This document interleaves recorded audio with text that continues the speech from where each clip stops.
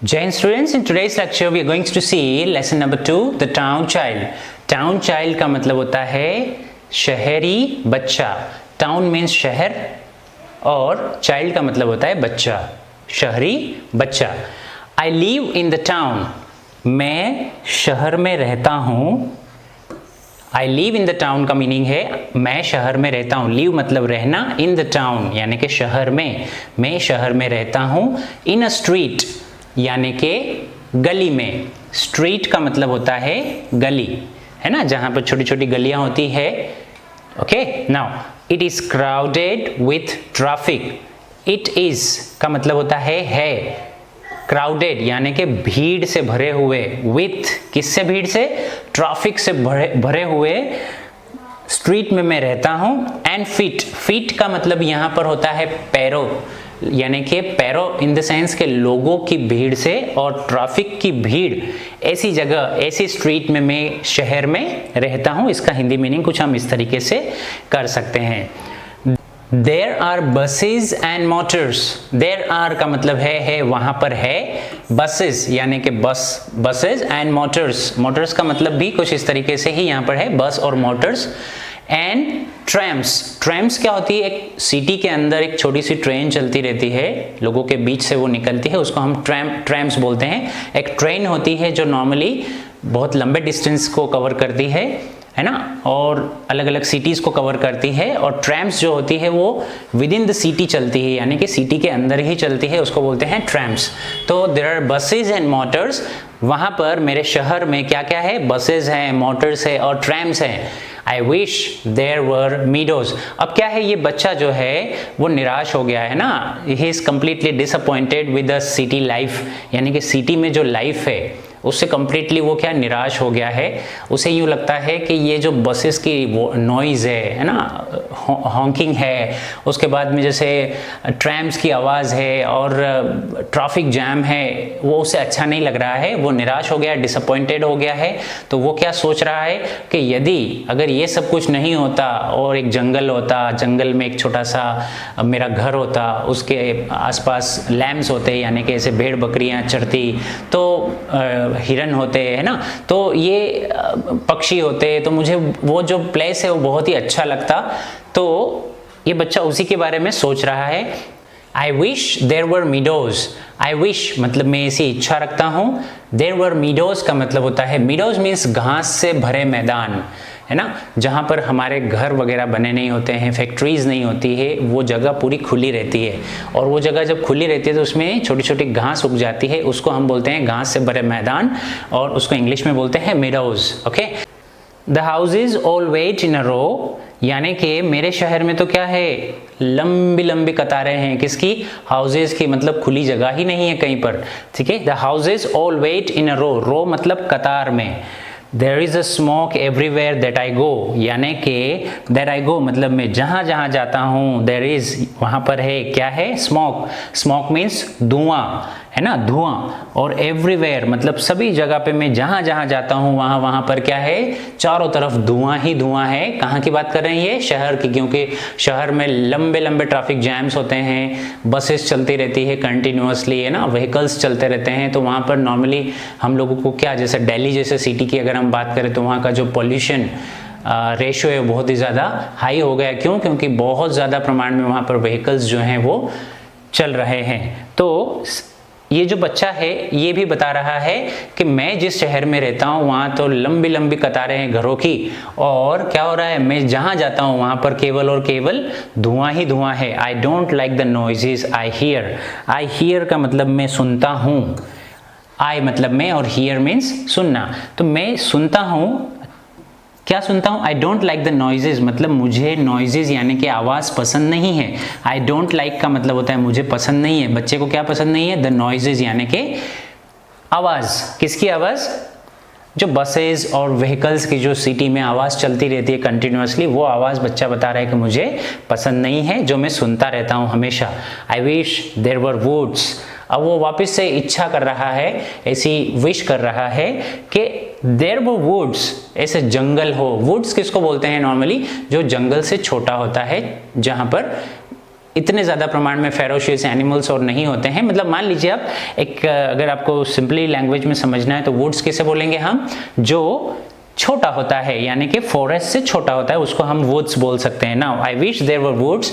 अब बच्चा ऐसी इच्छा रख रहा है कि मेरे आसपास क्या होना चाहिए, वुड्स होना चाहिए। वेरी नियर यानी कि नज़दीक में क्या होना चाहिए, वुड्स होना चाहिए। There is only one thing that I love, और वहाँ पर ऐसी चीज़ है जो केवल मुझे पसंद है, वो क्या है, and there is only one thing that I love, वहाँ पर केवल एक ही चीज़ है जो मुझे पसंद है, क्या है, and that is the sky. और वो कौन सी है, वो है स्काई। फार अबव, फार अबव मतलब बहुत दूर ऊपर, अबव का मतलब होता है ऊपर। आप सभी बच्चों को थोड़ा सा डिफरेंस समझना ज़रूरी है।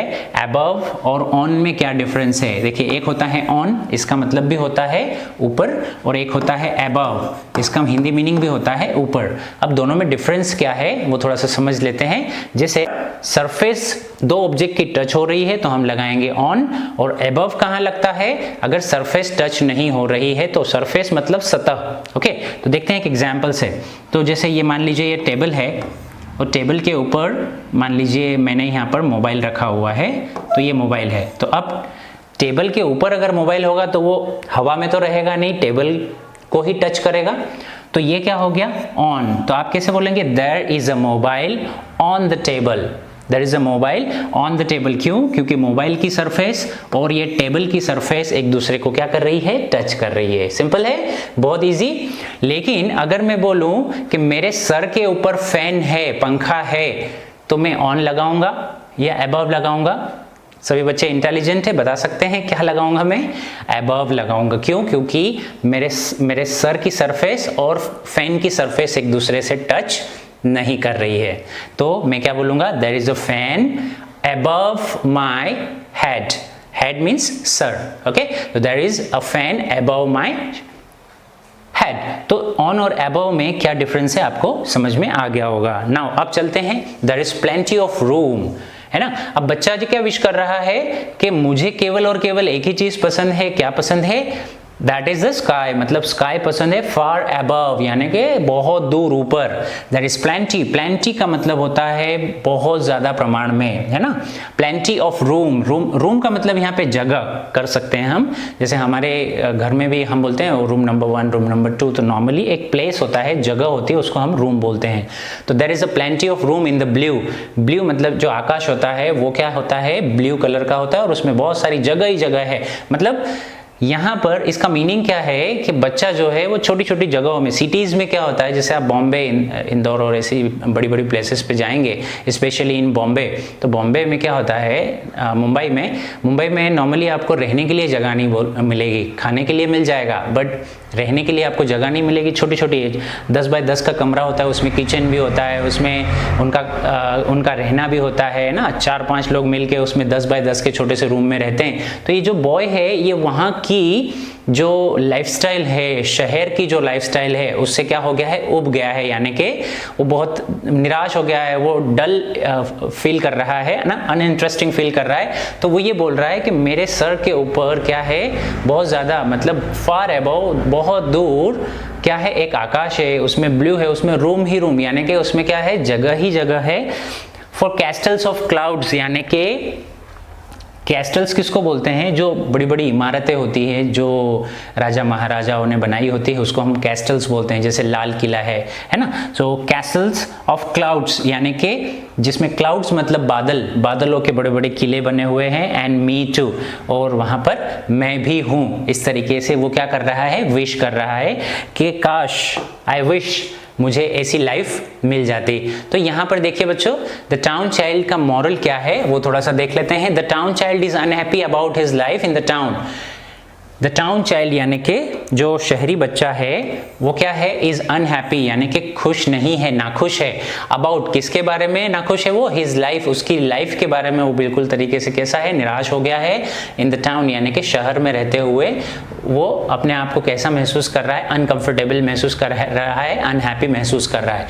It does not like it's crowded streets, उसको शहर की क्राउडेड स्ट्रीट्स पसंद नहीं है। स्ट्रीट्स हम ऑलरेडी पढ़ चुके हैं, किसको बोलते हैं स्ट्रीट्स? गली को बोलते हैं। और क्राउडेड मतलब भीड़ भाड़ वाले इलाके जो है उसको पसंद नहीं है। इट्स नॉइज एंड स्मॉग, शहर में जो आवाज़ होती है और धुआं होता है वो भी उसको पसंद नहीं है। He wishes he lived in the country near woods and meadows and lambs. He wishes, वो विश करता है, वो इच्छा करता है, आशा करता है कि वो कैसी जगह पे रहे, ऐसे कंट्री में रहे, ऐसी जगह पे रहे, नियर जो किसके नज़दीक हो, वुड्स यानी कि छोटे छोटे जंगल के, एंड मीडोज, मीडोज मतलब घास से बड़े बड़े लंबे मैदानों के बीच में रहे, और लैम्स, लैम्स नॉर्मली हमको तो भेड़ का जो बच्चा होता है, भेड़ होता है, उसको हम लैम्स बोलते हैं। Now the sky is the only beautiful thing, जहां पर sky is the only beautiful thing he can see in the town, मतलब शहर में रहते हुए केवल और केवल एक सुंदर चीज वो जो देख सकता है, वो क्या देख सकता है? केवल और केवल स्काई यानी कि आकाश को देख सकता है, जो वो बच्चे को बहुत ही सुंदर लग रहा है। The sky is large and free, sky जो है वो कैसा है? बहुत बड़ा है और फ्री है, यानी कि सारी चीजों से फ्री है, मतलब वहां ना तो पॉल्यूशन है ना, जगह ही जगह है वहां पर। Okay, now would he like to escape into the sky, क्या वो स्काई तरफ जाना चाहता है? यस ही वुड, है ना, वो जाना चाहता है।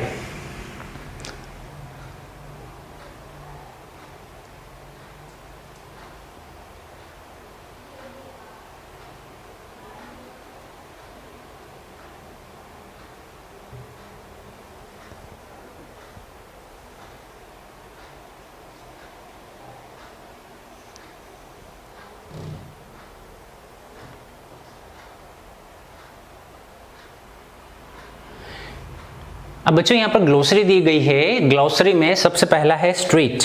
आप सभी बच्चों को कोशिश करना है कि इनकी हिंदी मीनिंग भी हम लिखें। स्ट्रीट का मतलब होता है पब्लिक रोड और city with buildings one side और द बोथ साइड। स्ट्रीट का मतलब हम सिंपली करेंगे, क्या करेंगे? गली।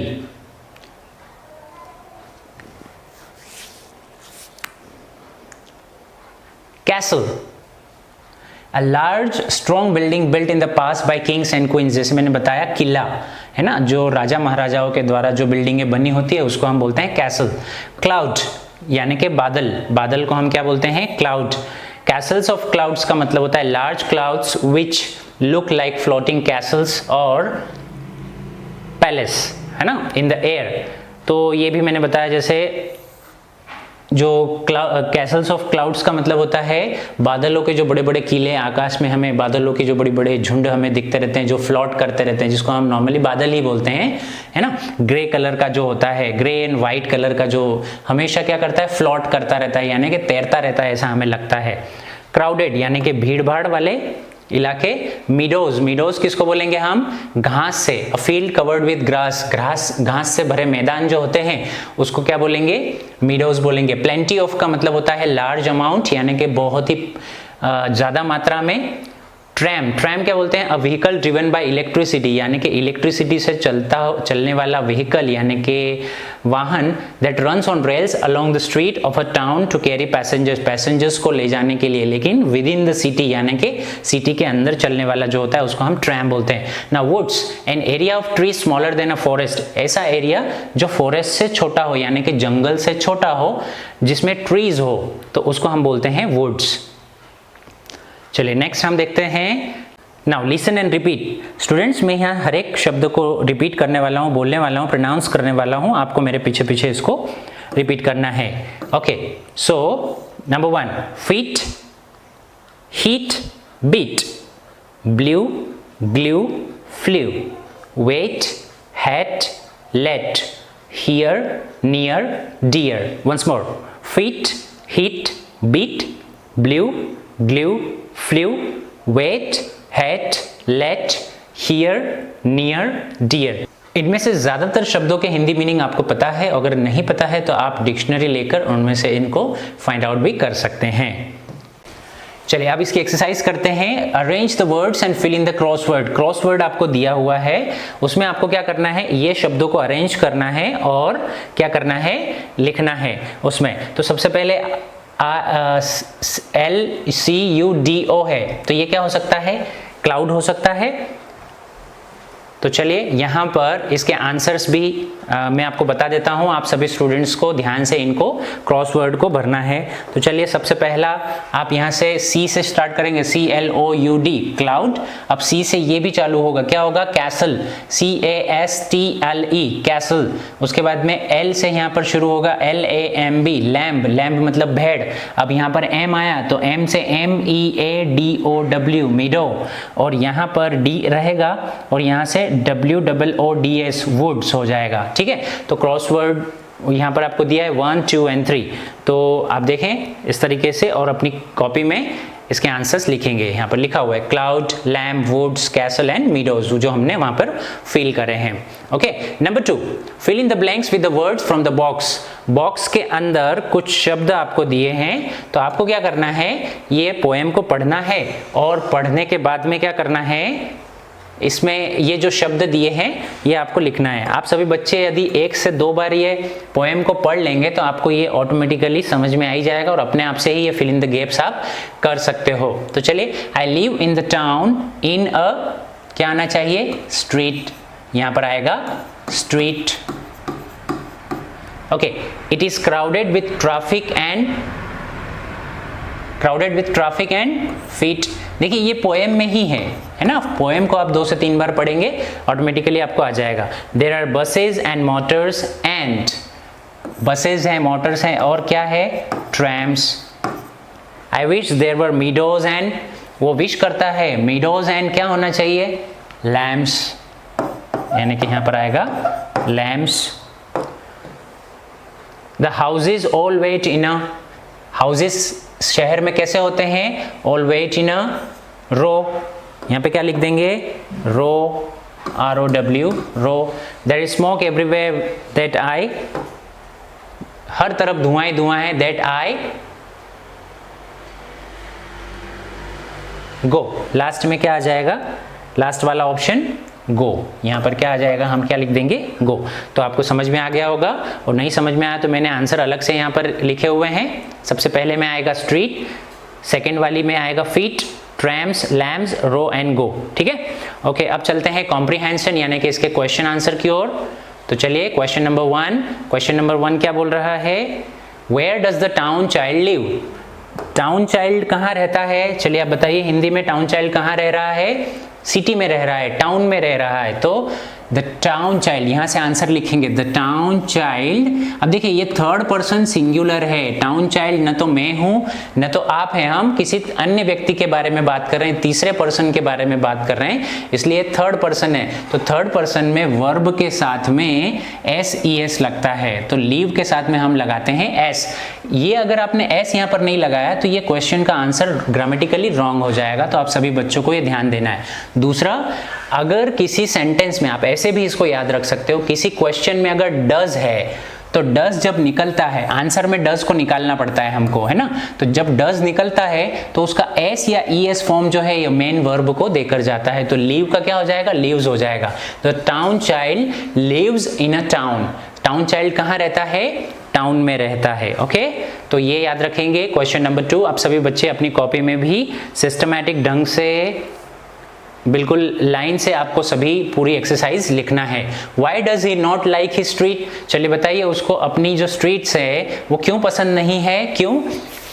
तो देखिए अब ये नेगेटिव सेंटेंस है तो नेगेटिव में डज नहीं हटाएंगे, जैसे मैंने अब आपको पहले बोला कि डज हटाना है आंसर लिखते समय, लेकिन वो एफर्मेटिव में और इंटरोगेटिव में, लेकिन हम डज नॉट, क्योंकि अगर हमने डज यहाँ से हटा दिया तो फिर नॉट हम कैसे लिखेंगे, इसलिए नेगेटिव सेंटेंस में ये काम हम नहीं करेंगे। तो चलिए आंसर यहाँ से लिखें, he does not like his street, है ना, for its being too noisy, क्योंकि वो बहुत ज़्यादा कैसी है? नॉइजी है, आवाज़ वाली उनकी गलियां हैं जहाँ पर आवाज़ ही आवाज़ है, इसलिए उसको उसकी स्ट्रीट्स जो है वो पसंद नहीं है। आप ऐसा भी लिख सकते हैं, he does not like his street because it is very noisy, है ना। आप कैसे लिख सकते हैं? He does not like his street because it is too noisy. Means एक आंसर जो है वो आप कई तरीके से लिख सकते हैं। तो आप चाहे ऐसा लिखें या ऐसा लिखें, जो भी आपको सही लगता है वो आप लिख लीजिए, चलेगा। What does he wish to have in the town? वो टाउन में क्या करना चाह रहा है, क्या चाहता है, उसकी इच्छा क्या है? तो he wishes to have forest, है ना। he wishes, उसकी इच्छा है, आशा है क्या करने की? have forest, यानी कि उसमें उसके आसपास जंगल हो, है ना, पैशल्स हो, लैम्स हो उसके शहर में, उसकी वो क्या करता है? आशा रखता है। तो ये इसका आंसर है क्वेश्चन नंबर 3 का। क्वेश्चन नंबर 4 देखते हैं। What is the one thing that he loves? उसको ऐसी कौन सी चीज है जो उसको पसंद है? आपको पता है उसको क्या पसंद है? स्काई पसंद है। तो the only thing that he loves is the sky which is far above, जो बहुत दूर है, ऊपर। ओके, तो ये हम ऑलरेडी डिस्कस कर चुके हैं। Question 5, okay, why does he love it? Sky उसको क्यों पसंद है? क्यों? he loves the sky, उसको स्काई पसंद है बिकॉज, क्योंकि there is plenty of rooms, यानी कि वहां पे जगह ही जगह है। they are not for clouds only but for him also, मतलब केवल बादलों के लिए नहीं, उसके लिए भी वहां पर क्या है? बहुत सारी जगह है, इसलिए उसको स्काई पसंद है। तो ये क्वेश्चन नंबर 5 का आंसर था। Now let's write. अब स्टूडेंट्स आपको यहाँ पे क्या करना है? Right a short paragraph on life of town child, यानी कि टाउन चाइल्ड जो बच्चा है जो शहर में रह रहा है उसके बारे में आपको क्या करना है? एक शॉर्ट पैराग्राफ बनाना है। तो आपको कोशिश करना है इसको लिखने की, आप कोशिश करें इसको लिखने की, और अगर आपको नहीं आता है तो पीडीएफ के माध्यम से ये हम आपको अवेलेबल करवा देंगे इसका आंसर। अब let's do draw the picture of town consisting clouds, buildings, cars, buses etcetera, है ना। आपको क्या करना है? ऐसा एक टाउन का पिक्चर बनाना है जिसमें क्लाउड्स हो, शहर का पिक्चर बनाना है जिसमें क्लाउड्स हो, बिल्डिंग्स हो, कार्स हो, बसेस हो, ऐसा आपको एक पिक्चर बनाना है। तो ये चैप्टर यहाँ पर फिनिश हो रहा है। आई होप आपको ये अच्छे से क्लियर हुआ होगा, और अगर नहीं क्लियर हुआ है तो आप वीडियो को बार बार, एक बार, 2 बार, 3 बार इस तरीके से आप चला के और इसको आप देख सकते हैं, समझ सकते हैं, और इसमें जो मीनिंग्स हैं, ग्लोसरी हैं, इसको याद भी कर सकते हैं। तो आज के इस वीडियो में बस इतना ही। Thank you and good bye.